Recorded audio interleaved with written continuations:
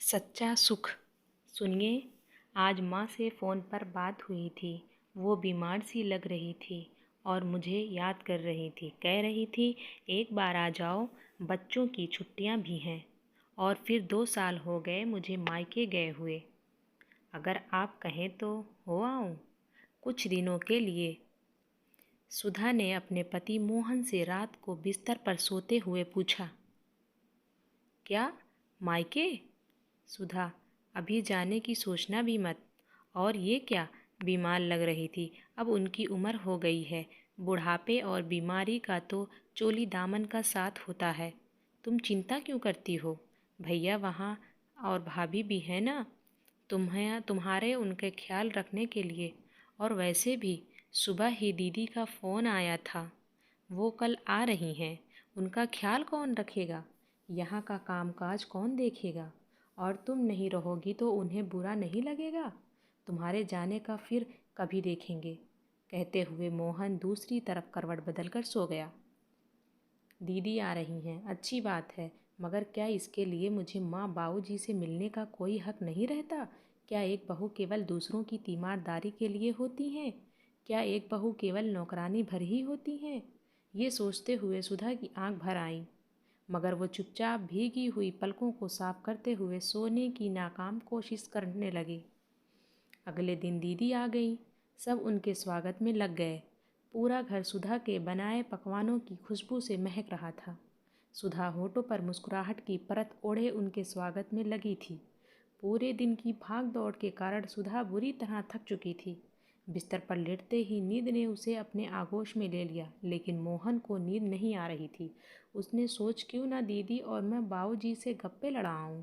वो जैसे ही माँ बाबूजी के कमरे के पास पहुंचा, खिड़की से उसने देखा दीदी माँ की गोद में सर रखकर सोई हुई थी और माँ कह रही थी, माँ, बाबूजी, आज कितने दिनों बाद आपकी गोद में लेटकर सुकून मिल रहा है। मेरा शरीर भले ही वहाँ होता है, लेकिन मन हमेशा आप दोनों के पास होता है। माँ बेटियाँ घर की चौखट लांघती हैं एक नई दुनिया बसाने के लिए, लेकिन अपना दिल तो वो मायके में छोड़ जाती हैं, जिसमें माता पिता के लिए चिंता और प्यार भरा होता है। वहाँ तो बस सुबह से रात तक कामों में उलझे हुए रहो, यहीं आकर कुछ सुकून देने वाले पल मिलते हैं। सही कहा बिटिया। माँ बाप दिल पर पत्थर रखकर अपने कलेजे के टुकड़ों को विदा करते हैं। तू मिलने आ गई। मेरा और तेरे बाबूजी दोनों का दिल खुशियों से भर गया। दीदी और माँ बाबूजी की बातें मोहन के दिमाग में लगातार घूमने लगी। वह सोचने पर मजबूर हो गया। सुधा, उसकी पत्नी, वो भी तो किसी की बेटी है। उसके माँ बाबूजी भी तो उसे देखने के लिए ऐसे ही तड़पते होंगे। उसका मन भी तो माँ पिताजी से मिलने के लिए तरसता होगा, जैसे दीदी का मन तरसता है। उसका मन आत्मग्लानि से भर उठा। सुबह होते ही वो माँ और दीदी के पास पहुँचा और सुधा के मायके जाने की बात बता दी। क्या, सुधा, बहू मायके जा रही हैं? लेकिन बेटा, रानी आई हुई है और फिर घर का काम वो कौन करेगा? माँ, इसीलिए तो 2 दिन बाद की टिकट करवाई है। 2 दिन दीदी के साथ रह लेगी। और रही काम की बात, तो मैंने उसके लिए रमाबाई को बोल दिया है, वो कर लेंगी।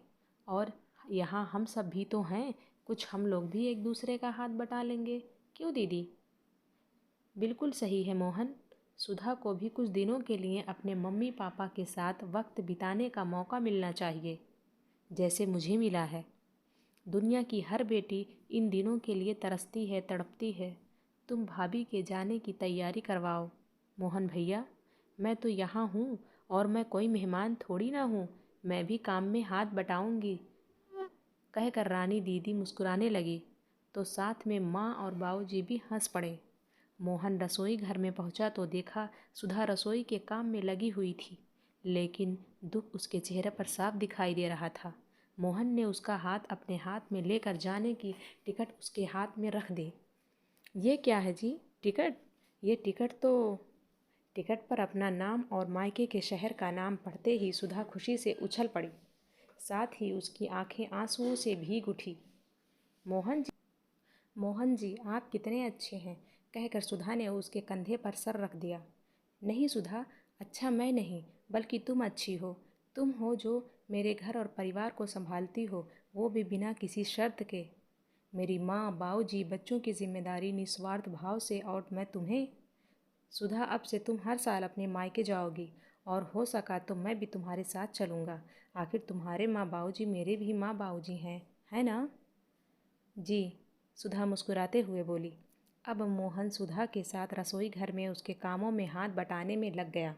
वो आज बेहद खुश था। उसने आज अपनी पत्नी को वो सच्चा सुख जो दे दिया था जिसकी आस हर पत्नी अपने पति से करती है।